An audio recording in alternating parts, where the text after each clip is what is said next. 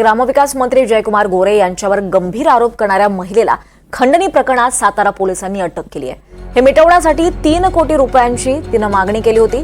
1 कोटी खंडणीची रक्कम स्वीकारताना या महिलेला अटक करण्यात आली आहे। सातारा स्थानिक गुन्हे शाखेनं ही कारवाई केली आहे।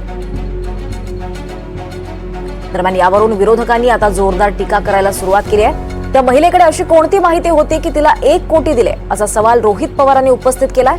तर दाल में कुछ काला है असा टोला विजय वडेट्टीवारांनी लगावलाय। कुठल्याही वर आरोप जेव्हा असे होतात, मग राठोडांवर तसेच आरोप झाले, गोरेंवर तसे आरोप झाले। माझं म्हणणं आहे कुठल्याही महिलेबद्दल, मग ती कुणाची तरी लेक असेल, कुणाची तरी सून असेल, अशा सगळ्या बाबतीत आपण सगळ्यांनीच अतिशय संवेदनशीलपणे बोललं पाहिजे आणि त्याची सुरुवात मी स्वतःपासून करते। तुम्ही जर धुतल्या तांदळासाठी सारखा एकदम स्वच्छ आहात, तर अशा प्रकारे जर कोणी त्या ठिकाणी पैसे मागत असेल, काहीच पुरावा नसेल, तर दुर्लक्ष करून जे काय योग्य पद्धत आहे, अधिवेशन असू द्या नाही तर पोलीस प्रशासन, या पद्धतीने जे काय करता आलं असतं ते तुम्हाला करता आलं असतं।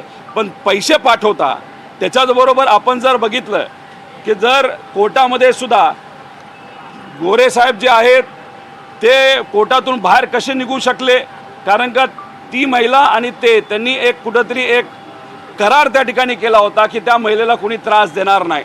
मग तो करार त्यावेळेस करण्याची कारण काय? हायकोर्टमध्ये ज्या जज महिला होत्या त्यांनी त्या बाबतीत ताशिरे काय ओढले, या सगळ्या गोष्टींचा अभ्यास केला पाहिजे। ज्या प्रकारे त्या पत्रकाराला अटक केली,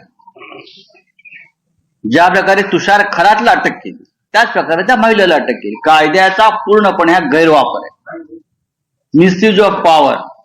पोलीस महाराष्ट्र हे देवेंद्र फडणवीस यांच्या नेतृत्वाखाली पोलीस स्टेट बनलेलं आहे। तिला ट्रॅप करायसाठी पूर्णतः प्लॅनिंग झालेलं असेल कदाचित, परंतु एक उद्देश येतो की 1 कोटी ना, ठीक आहे 3 कोटी काहीतरी मागणी झाली।